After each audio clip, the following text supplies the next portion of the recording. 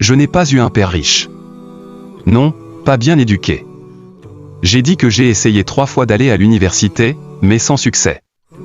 Pour la dernière fois, je suis allé à l'école normale, qui était considérée comme la 3e ou la 4e classe de ma ville. Mais je pense que c'est la meilleure université que j'ai jamais eue, meilleure que Harvard et Wharton.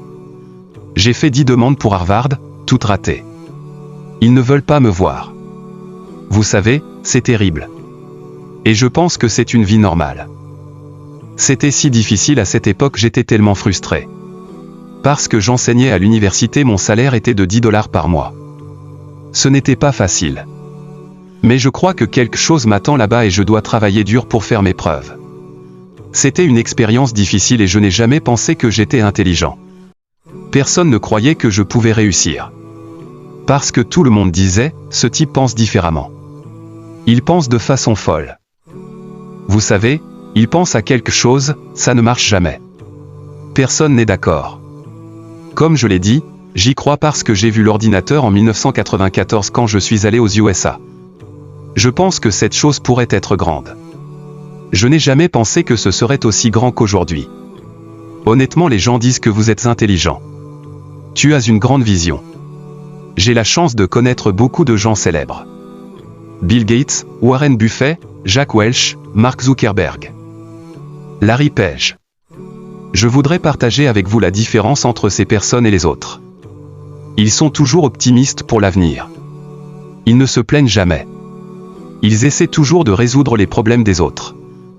Et je me demande où est l'opportunité? L'opportunité se trouve toujours à l'endroit où les gens se plaignent. Certaines personnes s'assoient là où ils se plaignent. Vous pensez que si je peux résoudre cette plainte, c'est ça l'opportunité. Parce que, quand tout le monde est d'accord, pourquoi cette opportunité devrait être la vôtre? Parce que beaucoup de gens ne sont pas d'accord avec elle et vous pensez que c'est bien.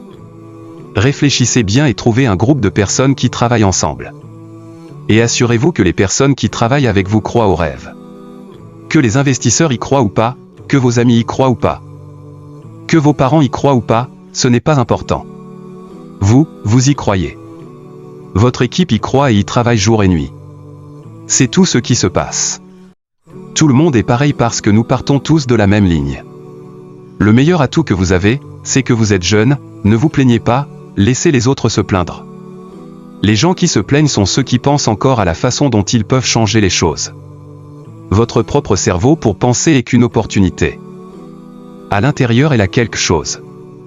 Je peux le faire la différence. Pensez à cela et puis, quand vous pensez à cette étude, faites-le. J'ai vu beaucoup de gens. Les jeunes ont des idées fantastiques tous les soirs, mais le matin ils retournent au bureau. Faites le mouvement, faites l'action pour tout le monde, pour n'importe qui. Demain est nouveau. Il faut travailler très dur. Soit pour les autres, soit pour soi-même. Et je choisis la voie du travail.